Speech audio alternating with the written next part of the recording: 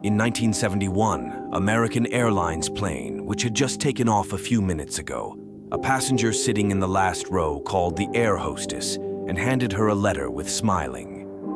In that letter, only a few words were written. The passenger who caused a stir throughout America. Who was that passenger and why the FBI has been unable to find him alive or dead till today?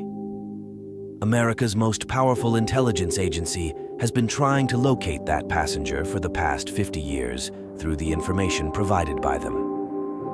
In this interesting story, the beginning of which was on November 24, 1971, at Portland Airport. A person who seemed to be the first hair businessman booked a ticket from Portland to Seattle. He started boarding the plane. In the past, security checks and ID verification were not conducted for domestic travel in the United States. The plane was a Boeing 727 of Northwest Orient Airlines, which was supposed to reach Seattle from Portland in just 45 minutes. Wearing sunglasses and carrying a briefcase, the passenger boarded the plane and sat in his preferred seat, which was the last one. He ordered a drink for himself and lit a cigarette. Everything was normal because smoking was allowed in flights until the 70s. At 2:58 p.m., the flight took off. As soon as it took off, he turned around and handed an envelope to the air hostess sitting nearby with smiling. The air hostess, whose name was Florence Schaffner, read the note, and it seemed as if the ground slipped from beneath her feet. The note read, "Miss, I have a bomb, and I would like you to sit by me." When she sat down next to him, he opened his briefcase inside, which were dynamite sticks and a detonator. In short, plane had been hijacked, and Dan Cooper had a total of 3 demands. He needed $200,000 in cash, 2 parachutes, and a straight flight to the refueling truck upon reporting. In the end of his demands, he indirectly told Florence Schaffner that if any mistake happened, he would detonate the bomb. Except for Dan Cooper, there were 35 passengers in this plane who had no idea about the drama unfolding in the back of the plane. The Florence Schaffner, with Dan Cooper demand, went to the cockpit and narrated the entire story to the captain. Another air hostess named Tina Mucklow now took an intercom and sit along with D.B Cooper, who was relaying messages between the pilot and Dan Cooper. Remember, this was the first hijacked plane in American history to demand ransom. For this reason, the local authorities and the FBI decided that all the hijackers' demands should be fulfilled. Authorities also knew that the Dan Cooper wouldn't go far from them. The flight, which was supposed to land in Seattle in just 45 minutes, now spent the next 2.5 hours circling the airport. The 35 passengers, who were completely unaware of the whole incident, were told that technical issues were causing difficulty in the plane's landing. During this time, 10,000 notes of $20 were collected from Seattle National Bank, whose serial numbers were recorded. Also, a pair of parachutes were procured from a nearby skydiving club. At 5:45 p.m., the plane landed at Seattle's airport, and according to the agreement, Dan Cooper was given $200,000 and 2 parachutes. Additionally, the aircraft was refueled simultaneously.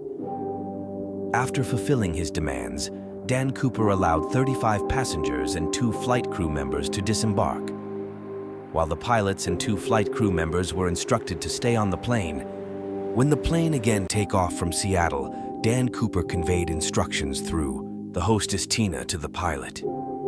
He wanted the landing gear and flaps to remain deployed, maintaining an altitude of 10,000 feet and a speed of 350 kilometers per hour.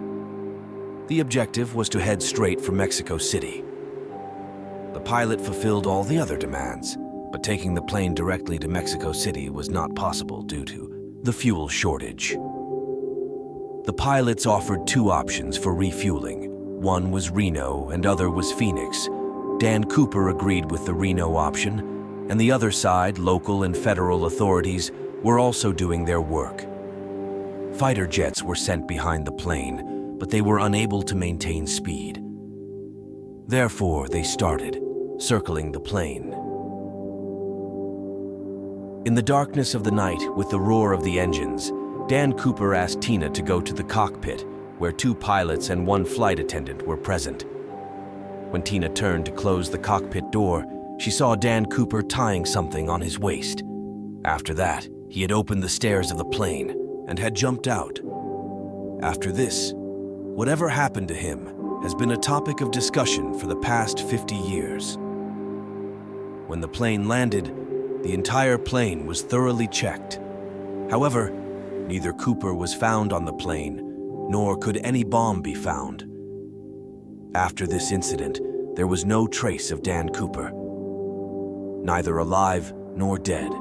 The mystery of his whereabouts remains unsolved, leaving everyone in suspense about where he went after deceiving the entire America.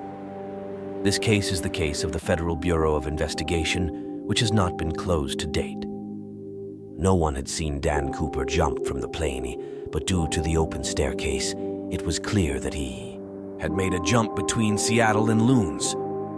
The FBI started searching for evidence on the plane, but unfortunately, only the upper tie, cigarette butts, and 1 parachute out of 2 were found. There was no photo of him with anyone, and after taking interviews from the crew and passengers, a sketch of Dan Cooper was made. It was not difficult to know exactly where he had jumped from the plane because the plane was on autopilot, meaning the path of an airplane was recorded. The speed and attitude of the aircraft, along with information from the flight recorder, revealed that the airplane staircase was deployed at 8:10 p.m.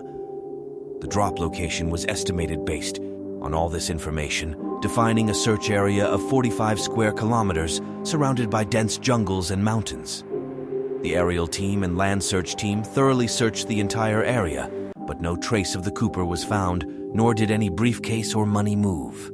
There was such an intense cold in this whole area that everyone thought Dan Cooper must have died. But what happened next was not even in the FBI's delusions. For the first time in American history, the FBI team asked help from the public, and the serial number of $200,000 notes was published in newspapers, and a reward was promised for any information about Dan Cooper. If Cooper is alive, he will spend money anywhere. However, intriguingly, it was noted that not a single note from the ransom money had been spent. After 9 years, in 1980, an incident occurred in Chess, Washington, on the banks of the Olympian River. There is a place called Tina Bar.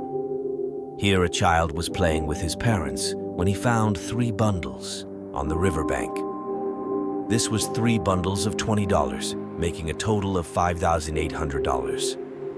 The child's parents taking these notes to the FBI. Fortunately, their serial numbers matched the notes taken to Dan Cooper. This was the first progress in the hijacking case after 9 years, but instead of solving the case, this incident confused the case because the money drop location was 27 kilometers away from the drop zone. First, it was understood that the money would flow from the Lewis River to the Columbian River. But later it was noticed that the Columbian River was in the opposite direction, meaning that money could not flow from the Columbian River to Tina Bar. Not only that, Tina Beach, from where some money was recovered, digging work was done here in 1974. After 3 years of hijacking, on the shore of Tina Bar Beach, extra sand was poured, and this money is found in this sand area. This suggests that either Cooper intentionally buried the money here or any of his friends, making the case more complex to solve.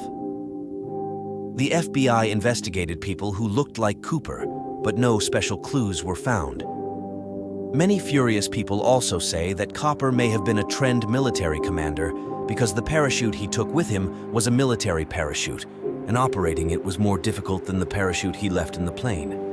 Catching $5,800 in 1994, apart from the $90,700 remaining notes, never found any evidence. As evidence, the FBI has only a ticket with Dan Cooper name written on it and the tie on which the clip was on the left side, indicating that Dan Cooper was left-handed. This case has been unresolved for the past 50 years and continues to confuse the FBI. Today, details of this case are still available on the FBI's website, and the file of this case is still open. Making such type of video require hard work of 5 to 7 days. Therefore, please subscribe, like, and share with your friends. What do you think about this video? Share your thoughts in the comments. Please share, subscribe, and press the bell icon so you'll be the first to know when our next video drops. Thanks for watching and see you in the next video.